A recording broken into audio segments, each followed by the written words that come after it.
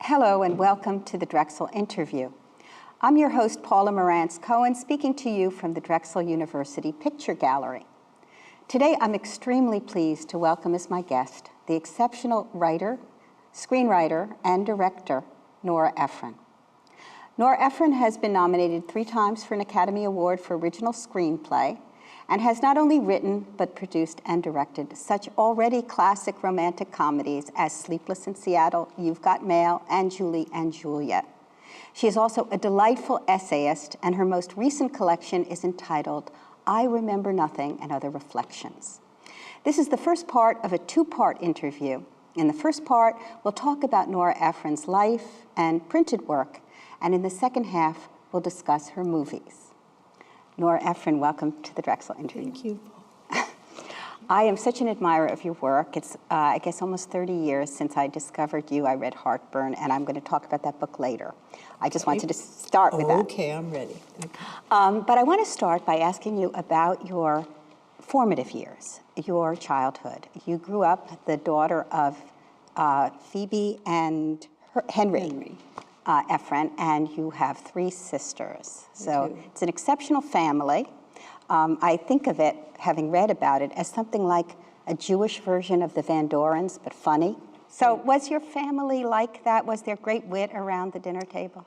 Who knows? But it was, it was a dinner table, and we had dinner 5 nights a week, at least, and you were expected to be entertaining about what had happened to you that day, or else we all talked about things my parents wanted to talk about, like why we should be in love with President Roosevelt, who was no longer president, you understand, but we were being educated in, a lifelong love of the Democratic Party and the New Deal and all the things that we were assured had saved the country. And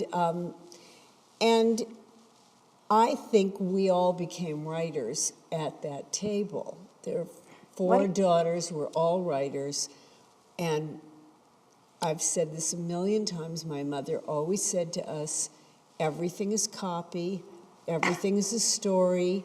Someday you will think this is a funny story. If you went to my mother with a sad story, she was looking forward to your turning it into a funny story. The sooner the better. She wasn't really interested if it was a sad story. And I think that they basically taught us, well, first of all, how to tell a story, and second of all, a very fundamental lesson of humor, which is that if something terrible happens, if you slip on a banana peel, people laugh at you. But if you tell people you slipped on a banana peel, it's your joke, and you're the heroine of it.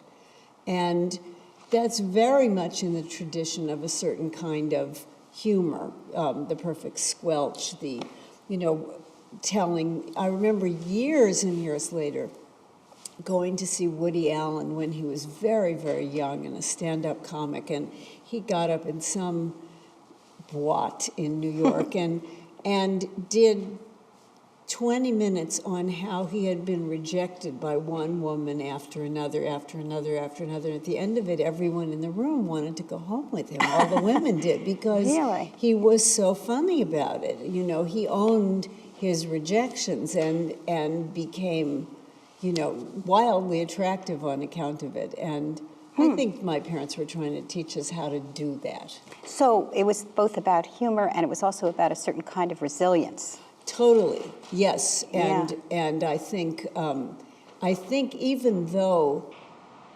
having had children, I'm a little puzzled by it as a way of dealing with things. Because, here's what my mother never said if you told her that something bad had happened to you. She never said, oh, I'm so sorry. Do you say that? Do you say, oh? Well, of course you do. I know, and they expect it. It's entirely counterintuitive not to say it. Right. I mean, this person you love as much as anything on the planet comes to you with something that's happened. You're going to put your arms around them. You're going to stroke them. You're going to say, I know exactly how you feel. Not my mother. And so even though you can spend quite a lot of money at the shrink discussing why she was that way, in terms of learning how to deal with life's downs, not life's ups, but definitely life's downs, it is not the worst lesson that you can teach a child. Well, I want you to talk more about your mother, because you write about your mother in your new book. Yes. And you say, I mean, you idolized your mother growing up. She was glamorous, she was clever, she was just, I mean, it sounds like she was a very powerful person. And Totally, yet, yes. you say at a certain She's point, still powerful. I mean, in your mind. Yes, Yes. absolutely. well, she would have to be. But then you say she became a drunk, Yes. whom at a certain point you hardly could regret her death. I mean, you Yes, sort of well, say that. I think that it's a very common thing with kids whose parents become alcoholics, because most children's parents become alcoholics at some point. They are not necessarily wild alcoholics when they have children at 26 or 29, but eventually that happens, and I think it's a completely perplexing thing for children of alcoholics to square those two things of the parent you loved and idolize and need and all of the rest of it with the parent that you don't know how this happened or what to do about them. And my mother was really frightening when she was drunk. And when did this start to occur? it started when I was about 15, and I was the luckiest of the four sisters because I had so many good years with her. I had, you know, by the time you're 15, almost anything can happen and you're going to be okay. Yeah. And I went off to college and missed, you know, the truly awful part of it. But it was still wildly confusing. Now, we've already mentioned you are one of four sisters. One more and you would have been in a remake of Pride and Prejudice. 5. That's true, but not really in any way. Okay. No, But because we all think of ourselves as Elizabeth. Yes. I get that sense. Yes. Well, that's the question I wanted to ask. It seems to me you're all writers, but there must have been a sense, because I'm from a family of 2 girls, but there's a divvying out. There's a dividing up of adjectives. Exactly. Yes, And you exactly. get, you have certain talents ascribed to you. And I wonder about that. I mean, especially because you decided early on to be a journalist, if that had something to do with the particular kind of labeling or... No, because everybody, all of us became writers, so I don't think... But even within writing, was No. was creativity divvied out at all? Not at all? Not at all. In fact, I don't think they thought any of us was particularly creative, as I understand the word. That is, but I think they thought we were all going to be writers. They assumed that? They wanted it, and it was the magnetic field. And I think it's very hard if both your parents are writers. I think you have to work very hard not to be a writer because you're going to be good at it. And when I decided I was going to become a journalist, to me, that was like saying I was going to go to Vermont and become a cobbler. I thought it was a complete departure. Rejection of because I thought of them, I didn't think of them as writers. I thought of them as Hollywood screenwriters.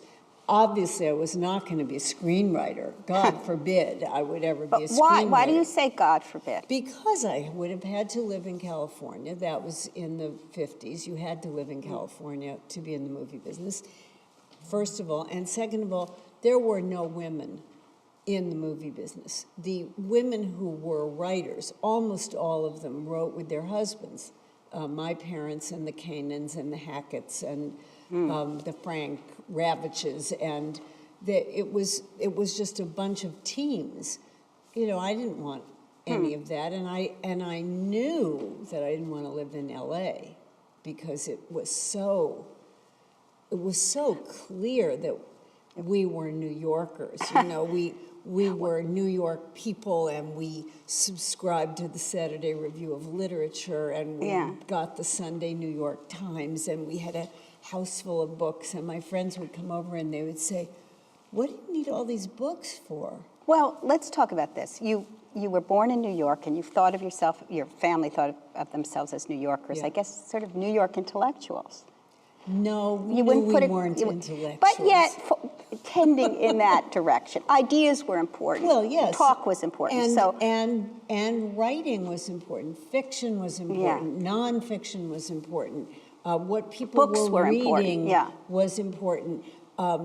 What my mother did, she wasn't the Brownie leader, obviously, but she would get in her little Studebaker, and she would drive all the way to La Cienega Boulevard, which was about 1.5 miles away. That's about as far as she ever went from our house. And there was a bookstore there of secondhand books, and she would buy us these amazing collections of, Spanish fairy tales. She would come back. It was completely thrilling, So books were everything when I was growing up. Well, then, so New York, then, but you went to school in LA, and then you went to college in Massachusetts at Wellesley. I Yes. just find that what a triangular No, but it was all on the sense. way back to New York. Oh, so you were Going circling east back. to school was just a way of going. It was Back to it New was York? sort of halfway. It was on. You the don't way. think each of these places is part of the constellation of what you are? Well, yes, in a way, but it's just that I can't tell you how clearly I knew the entire time I was growing up in Los Angeles that I was getting out of there. Okay, and so you did get out. You got back to New York. I had, for a while, I had some clothes that were kind of L.A. But, What are clothes that are kind of LA? At the time, there were a lot of pink and blue things, pale pink and pale blue. Oh, It the was very pastel. pastel. That isn't true anymore. The black. Everyone New York in and LA, Paris, even black. in LA, Yeah. people don't wear pastels anymore. But when I went to college and everyone was wearing these kind of peck and peck plaid things, I looked completely different. But that was it. Okay. So you got back to New York after college, and you worked for Newsweek. You write about it in the new book, I Remember Nothing. You talk about this going to Newsweek where no woman could really be a writer. Right. That was their policy. That was their policy Yes. then, and so you were they there. said it out loud. That's what's so amazing. Unbelievable. To me. I Now, know. even then, did you have, and I do want to talk about your interesting position vis-a-vis feminism. It strikes me that you're always straddling worlds. On the one hand, you see things clearly. On the other hand, you sort of, it seems to me, as in Newsweek, you kind of found the difficulty of it or the ridiculousness of it a challenge or even a kind of fun. That's what comes through in your writing. I don't think I thought of it as fun. I think I thought of it as the way it was, and that you were going to have to work around that. And when the women's movement sprang up, as it did, really not, in the early 70s, Yeah. and the women at Newsweek filed their lawsuit demanding that women be hired there as writers.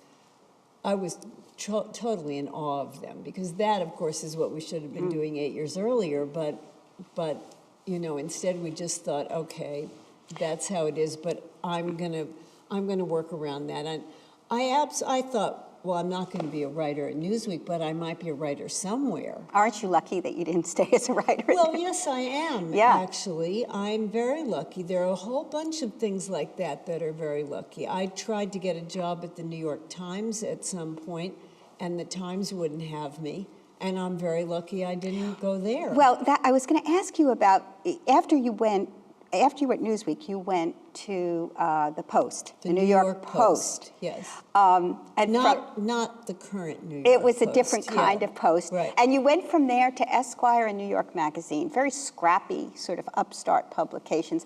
And you write in your book that, you had the New Yorker over here, and then you had, a New York Magazine. Yes. And I think about this because you said, well, you're glad you didn't stay at Newsweek as a writer. What if you'd gotten a job at the New Yorker As what? as a writer?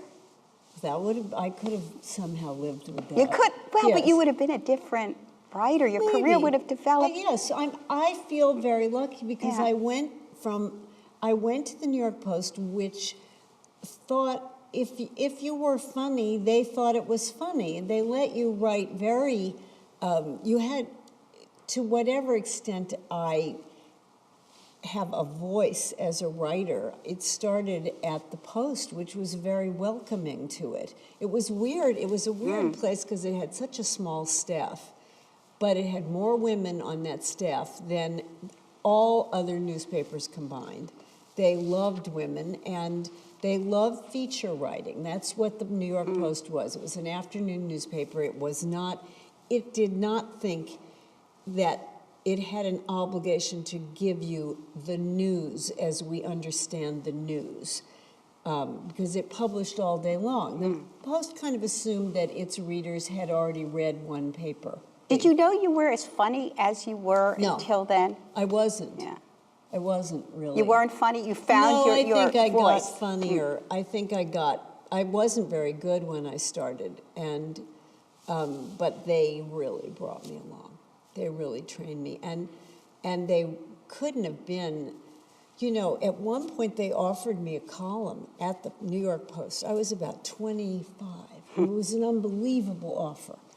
And I said, well, I've never written a column. I'd never written anything like a column. They said, well, take a couple of weeks and write a couple of columns. So I still remember where I was sitting in the corner of the newsroom, because of course you could almost never get a desk at the New York Post, because you didn't have a desk, you didn't have a phone, you didn't have your own typewriter, you just sort of took what you could.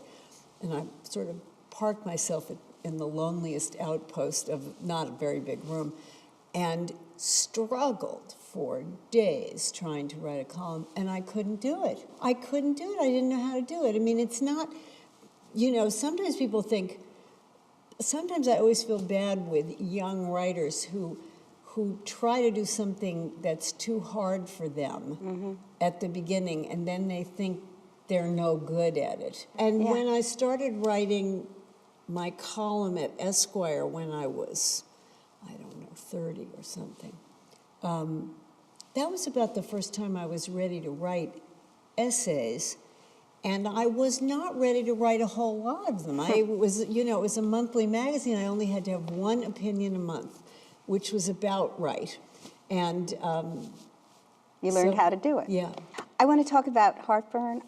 This is my copy that I used. I told you before the interview that I've taught this book in a course, Jane Austen and Her Heirs or Heiresses. Oh my God. I love this that. book. Yeah. I love this book. I think it's a comic masterpiece. I'll tell everybody that. I wonder, I mean, it is a work of fiction, but it's a roman à clef. It parallels your life at the time. It tells the story of the breakup of the marriage of Rachel Samstadt, I love that name, who is a cookbook author, 7 months pregnant, and discovers her husband, who's a journalist, is having an affair.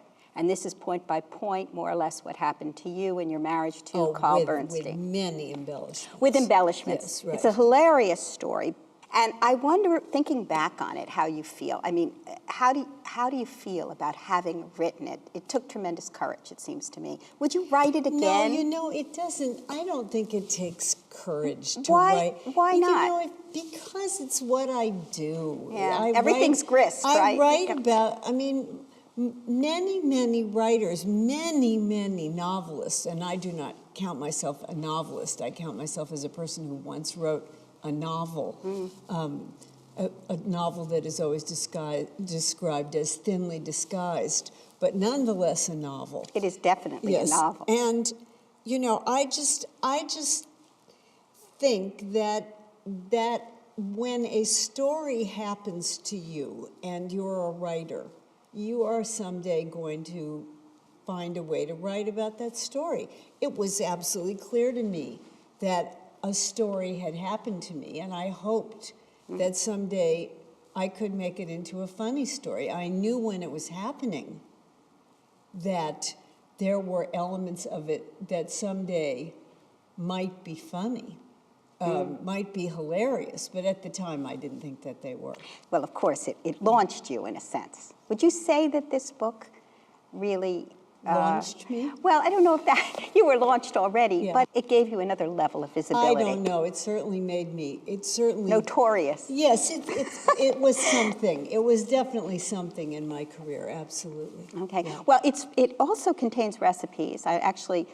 I still use the vinaigrette recipe in here. It's really good. It's isn't really it? good. I know. It I'm always really works. Proud of that. So it's about food too, and food is a motif in your writing. And of course, you wrote the screenplay and directed Julie and Julia. You say that in the 1970s you cooked you've made all the recipes in Julia Child. 1960s. In the 60s. In the 60s, you had to cook all well, not everything in Julia Child. Yeah. Not at all everything, but it was a rite of passage. When you came to New York, you had to read Catch-22.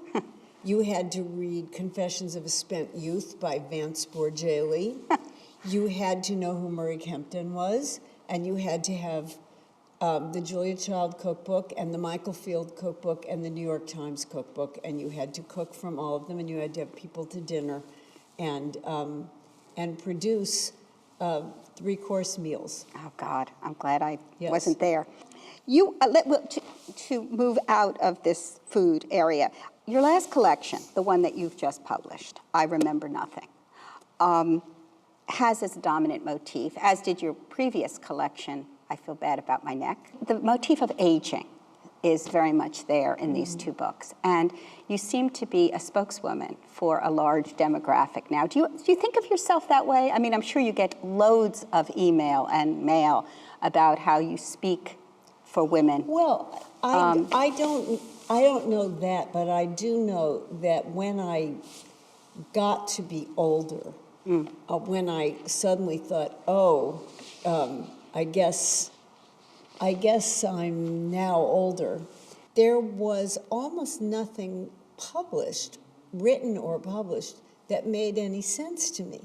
There was a huge pile of books about how fabulous it was to be older and how you were in your happy golden years, and the joy of menopause and things like that, which I just thought, this is ridiculous. Can anyone tell the truth about this stuff? And by the way, when I wrote I Feel Bad About My Neck, one of the people at my otherwise excellent publishing house said, you can't call the book that because it's too negative.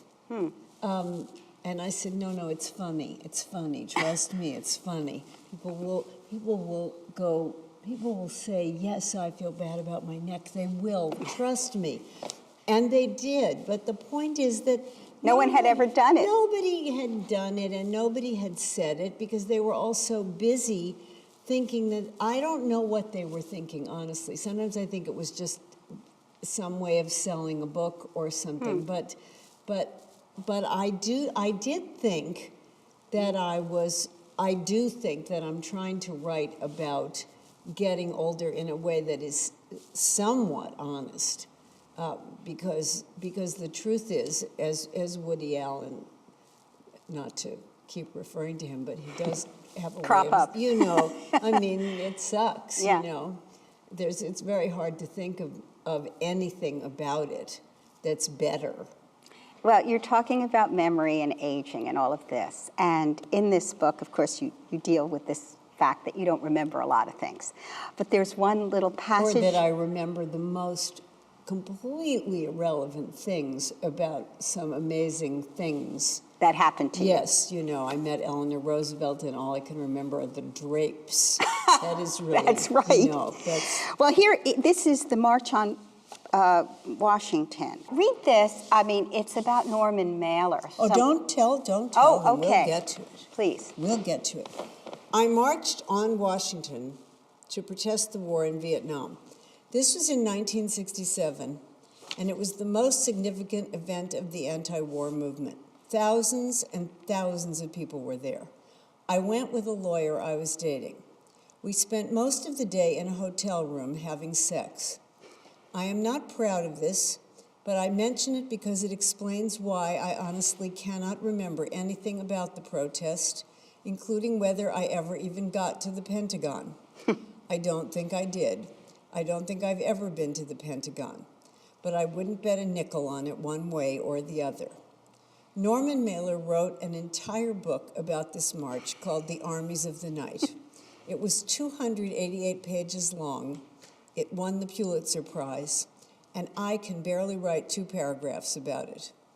If you knew Norman Mailer and me and were asked to guess which of us cared more about sex, you would, of course, pick Norman Mailer.